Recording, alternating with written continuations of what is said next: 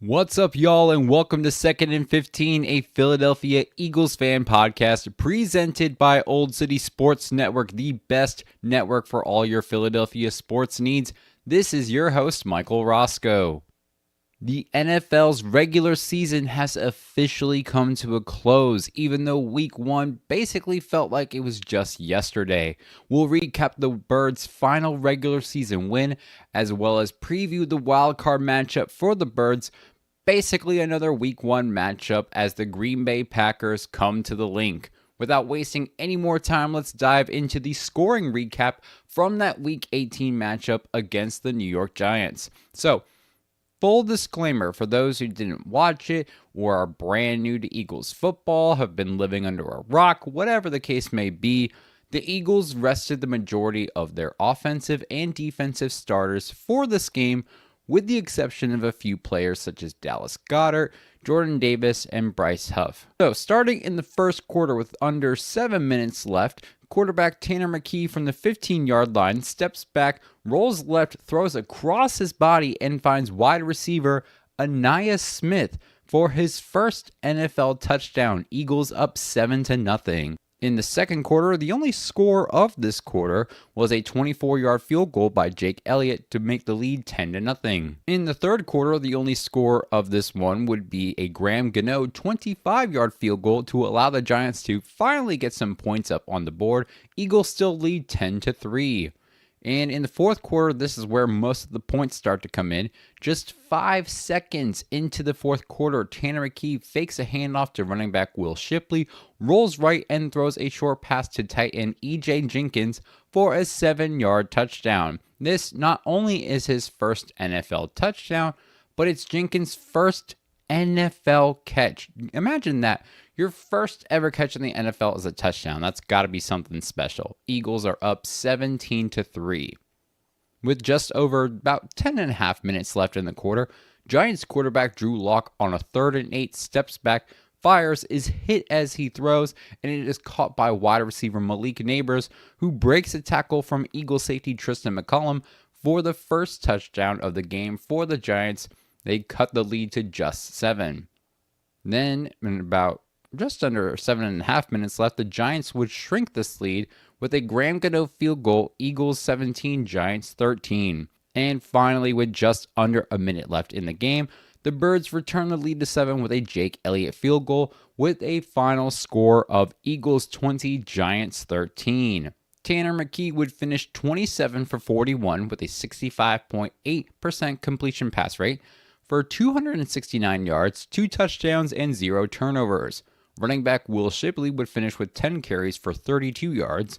Wide receiver Jahan Dotson would lead receivers with 7 catches for 94 yards. All right, y'all, before we go into the discussion about this game, we got a lot of Eagles news going on this week, so let's get right into it. Starting with the fact, with the regular season over and the playoff picture is now complete, the Eagles will host the Green Bay Packers on Sunday, January 12th at 4:30 p.m. Eastern Standard Time on Fox.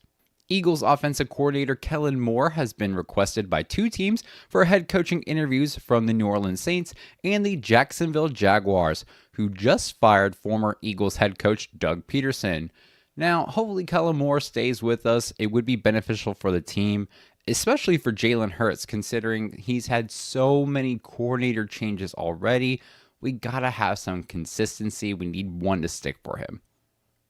In other news, the Eagles have 2 players named to the NFLPA All-Pro team and those players were none other than Saquon Barkley and Jalen Carter. No surprise there. These two have had incredible regular seasons, so congrats to both of them on this accomplishment. In addition to these two All-Pro players, them and 4 other Eagles were voted into the Pro Bowl games, including Landon Dickerson, Zach Bond, Lane Johnson, and Cam Jurgens. And finally, we got some roster moves going on here. The Eagles add former first-round pick out of the Minnesota Vikings, defensive back Louis Cine, to the active roster. Additionally, the Eagles waived quarterback Ian Book, and on Wednesday, according to the Eagles Wire, quarterback Jalen Hurts reported to practice, limited participation, but nonetheless, this is great news going ahead of the wildcard weekend. All right, y'all, we're going to move on to some discussions, opinions, and overreactions from that Week 18 win, starting with the offense. Holy shit, y'all. I think Tanner McKee could be a quarterback 2 for this team. 269 yards, 2 touchdowns, and 0 turnovers in his first full start. That is from a third-string quarterback. Not bad at all. And this is coming off his previous game where he had to step in for Kenny Pickett after he got hurt, where he threw for 2 touchdowns in 2 quarters. Because here's the thing. I think if Kenny Pickett is not re-signed, because I think we only signed him to a 1-year contract if I'm not mistaken, he could be picked up by another team who needs quarterback depth desperately with no issue, and then Tanner McKee could be our QB2, and then for us, we either sign or draft a quarterback 3. We could easily get Ian Book back. I think that's not a bad idea, because here's the thing. What I like about Tanner McKee is that he gets things done quickly. I can't recall how many times I've been pissed off or complained about our quarterback 1 or our quarterback 2 because they weren't getting the ball out quickly enough. But McKee, he does that for sure. You can see it. Sure, he made a couple of questionable throws against the Giants, but they were like on 4th down plays when they're already up in the last regular season of the game with your entire offense being backups. It's the perfect scenario to make those types of questionable throws. Point being, I liked what I saw out of him, and I think Tanner McKee is an asset to this team that we need to hold on to. Another person that I liked from what I saw, thanks to Tanner McKee, was actually Jahan Dotson. 7 catches for 94 yards. With the help of Tanner McKee, Jahan Dotson showed why he was a first-round pick, mainly because McKee just got the ball to Dotson. I feel like if we used Jahan all year the way that we did in this game, then we'd be talking about Dotson in a much higher manner. I don't think there's been a lot of people dogging on him necessarily, but I also don't think that there's been a ton of praise for him either. That reason could be we were just underutilizing him. Now I get it. In this game, it's different because Dotson's acting as the wide receiver 1 since A.J. Brown and Devontae Smith are resting, but still, he put up 94 yards against a starting defense. I mean, even if it was a shitty Giants defense. Either way, Jahan Dotson impressed me in this game, and hopefully he sees more success in the playoffs. Overall, for our depth guys, I think they did a good job putting up 20 points on the Giants. Moving on to the defense. The defensive backups, I think they did a pretty good job as well. They held the Giants to just 1 touchdown. Not a whole lot to say about them this week. If Tristan McCollum doesn't miss that tackle, then maybe they hold the Giants to just 9 points, but who knows? What really impressed me was backup linebacker Oren Burks, who we had signed in the offseason. He did a killer job as the green dot in this game in place of Nakobe Dean. With 17 total tackles, 8 of them being solo, and 2 tackles for loss, he had a solid performance, and he's a bit of an underrated kind of guy. Hopefully, we retain him next year for depth signing at that position. Overall, it was good to see our backups not only do well, but beat a team that was using all of their starters. Going into this game, a lot of people wanted Saquon Barkley to play, considering how close he was to making NFL history by potentially beating Eric Dickerson's all-time single-season rushing yards record. And last week, I mentioned the biggest reason that I was happy Barkley wasn't playing was it significantly reduced the risk of injury, like literally to 0. I saw one comment online and they were like, well, 99% of players didn't get hurt. We could have played Barkley. And to be honest, I thought that was the dumbest take I've seen revolving around this whole issue.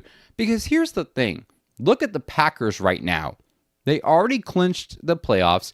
The only real implication in that game was that they could have moved from a 7 seed to a 6 seed.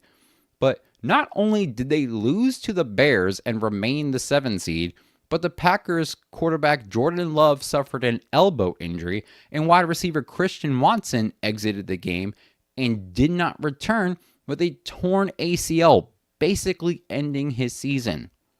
Eagles fans would have, rightfully so, lost their fucking minds if something like that happened to Saquon Barkley.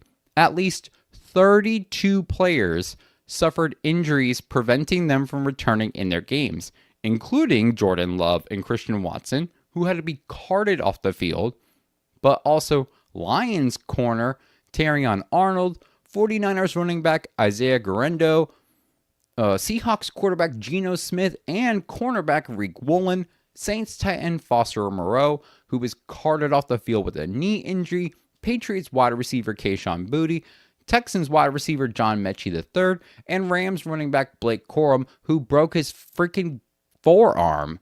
These are big name guys for their respective teams, some of who were playing in, quote, meaningless games. I honestly pray that all their injuries heal up quickly and smoothly. No one likes to see anybody get injured. After seeing all those injuries, I'm glad Barkley didn't play because he could have easily been one of those guys on that list. And I know the media and Philly fans would have had a field day with it if Barkley got hurt in a game that didn't mean shit. So for all the Philly fans who thought Barkley should have played, think about all those injuries and the predicaments that some of these teams are now in and see if you think that he should have played still. All right, we're going to move on to the wild card preview. So the Green Bay Packers come into the link for a rematch, this time for much bigger implications. In each of these teams' last wildcard matchups, the Packers, as a 7 seed, stomped the number 2 seed Dallas Cowboys, putting up 48 points, while the Eagles took an embarrassing loss as the 5 seed to the number 4 seed Tampa Bay Buccaneers. The Eagles are hoping to have a better outcome from last year, and here's what I think we need to do to get the win and move on to the divisional round. Starting with the offense, assuming that Jalen Hurts plays, we just got to diversify our play calling and use all of our offensive weapons. Both us and the Packers were ranked in the bottom 3 teams when it came to passing attempts. So I imagine with Saquon, the Packers are going to anticipate us running the ball a fuck ton. Kellen and Jalen got to cook up a series of diverse plays for this game to throw off the Packers from thinking we're just going to run the ball. We saw what Jahan Dotson can do when you feed him the ball. He put up nearly 100 yards. Between Jalen, Saquon, Goddard, Dotson, Brown, and Smith, there's plenty of weapons our offense can use. There's no need to rely on Saquon Barkley to carry the entire offense like he had to do in New York. Plus, considering the Packers held DeAndre Swift, that former Eagles running back, to just 3.3 yards per carry in Week 18, and the fact that the Packers held quarterbacks and running backs across the league to under 4.2 yards per carry for each position across the season, you'll want to have as many options as possible if for some reason we can't get things going with the run game. You got to make it as unpredictable as possible for this Green Bay defense. They will be without Jair Alexander, but they got guys like Carrington Valentine and Xavier McKinney, who him alone had 8 interceptions on the season in that secondary. So it won't be that easy of a matchup for our receivers and tight ends. Not saying it can't be done, but I'm saying it's not going to be as easy. So with passing, Jalen's not only got to get the pass off within a reasonable amount of time, but he's got to be smart with these throws. We may expect a little rust since he hasn't played in a couple of weeks, so as long as he doesn't play any hero ball shit, I think we'll be okay. Basically, long story short, be smart with the passes and diversify your offensive play calling. We can't rely on one component of the offense, otherwise Green Bay is going to pick up on it and then we're screwed. Shifting over to the defensive side of the ball, similar to us, the Packers are a very run-heavy offense, and now with Christian Watson out, I anticipate they're going to rely on that even more. So, we got to contain the run game not only with Josh Jacobs, primarily him, but also with Jaden Reed as well, since they like to use him in run plays after motioning him inside. In our Week 1 matchup, they motioned Jaden Reed and handed him the ball off, to which he scored a rushing touchdown for I think like 25 yards, something like that. However, he scored on that with Avonte Maddox playing in the nickel position. This time, we'll have Cooper DeJean, who personally I can trust over Maddox to actually make a touchdown preventing tackle. But anyway, the number of reliable pass targets just went down for Jordan Love. So, the run game, I imagine, will be leaned on more. If our run defense shuts down that run game, we're going to be in good hands. Also, one thing to consider is without Christian Watson, they'll rely heavily more on their tight ends for pass catching, which historically the Eagles are not the best at defending tight ends. So we got to make sure we don't fall into these tight end traps where they look like they're going to be run blocking, but then cut inside for a short pass. So our nickels and our linebackers' communication, field awareness, and tackling need to be exceptionally on point for this game. I think, though, with the way our defense has been playing, they will be able to handle Jordan Love and the Packers' playmakers. All right, capping the episode off with some predictions. Listen, y'all, I was very, very close with my score prediction last week. I predicted with Week 18 that we would have a 21-14 win, and it turned out to be a 20-13 win, so that's pretty damn close. You can check out that prediction in the previous episode, by the way. So I'll keep it plain and simple. I've been thinking and seeing these numbers over the past few days of a 28-17 score with the Birds winning, so that's going to be my prediction. I'm going to predict that we'll see A.J. Brown scoring 2 touchdowns, Saquon will put 1 in the end zone, and then Jalen Hurts picks up where he left off with a rushing touchdown of his own. All right, y'all, that is it for this week's episode. Thank you all for joining us. Do not forget to like, subscribe, or follow on YouTube, X, Instagram, Facebook, and TikTok by searching at 2nd and 15 or by the full name 2nd and 15, a Philadelphia Eagles fan podcast. You can also find the audio for each and every single episode releasing Thursday mornings on Spotify, Apple Podcasts, Amazon Music, Player FM, or wherever you get your podcasts. This episode, the entire 2nd and 15 podcast, and Old City Sports Network are sponsored by Righteous Felon Craft Jerky. Use promo code OCSN for 15% off the best jerky around. They have awesome flavors like Soul Survivor, OG Hickory, Darth Garlic, and more. Any orders over $50 will get free shipping. We are also brought to you by Warlord Beard Oil. Use promo code OLDSPORTS, all caps, for 15% off your beard oils, washes, soaps, and many other products for all of your beard care needs. Visit the website at www.warlordbeardoil.com. Any orders over $75 will also receive free shipping. We're also brought to you by SeatGeek. Download the app and use promo code Old City Sports Network, all one word, for $20 off your first purchase. We also got some local sponsors, including Robert Hangholt Construction. If you are in the greater Philadelphia region and you have an upcoming house project or you need something done with your roof, your windows, your siding, your deck, whatever you may need, call the #1 contractor in the Philadelphia area at 610-348-1066 to get a free estimate today on your next house project. Additionally, if you're in the Delco area, visit decalsbyaaron.com for all of your Delco products and merchandise. Your #1 spot for everything Delco. And finally, we are also brought to you by Iron and Steel Threads. Visit ironsteelthreads.com and use promo code OldCity10, as in the number 10, all caps, for 10% off the entire website, and a portion of the proceeds will go to youth hockey organizations. Finally, don't forget to check out our own website, oldcitysports.com, and click that merch tab to get some awesome 2nd and 15 merch from t-shirts, hoodies, glassware, and more. Once again, thank you all for joining in. This is 2nd and 15, a Philadelphia Eagles fan podcast presented by Old City Sports Network. We will see you all next week. Don't forget to tune into the wild card game, which again is this Sunday, January 12th at 4:30 p.m. Eastern Standard Time on Fox. Have a safe and fun weekend. Don't forget to stay fly like an eagle. And as always, go Birds!